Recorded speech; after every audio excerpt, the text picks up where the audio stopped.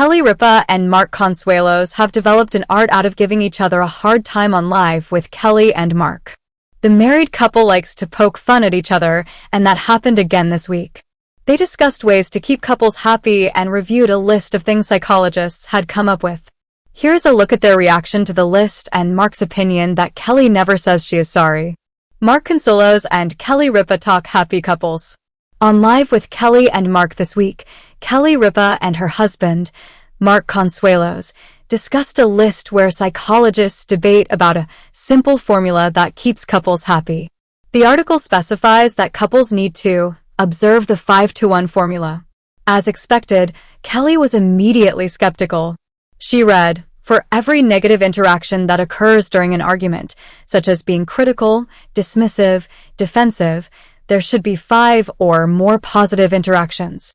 Kelly then said it predicted with 90% accuracy who would get divorced based on the items listed. She said that the first thing listed was to show interest and laughed at the idea. She mocked it, saying they were off to a very slow start.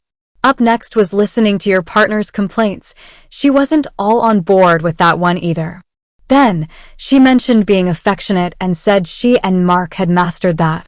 Up next was making small but meaningful gestures. Kelly didn't seem to care about this either, but Mark said they do that every day in their relationship. She wasn't sure what he was talking about, and he said, "Sometimes I make coffee for you. Sometimes you make coffee for me." He admitted he liked her coffee better, and she said, "I know. I do it better. I should always make the coffee." Kelly Ripa never says she is sorry.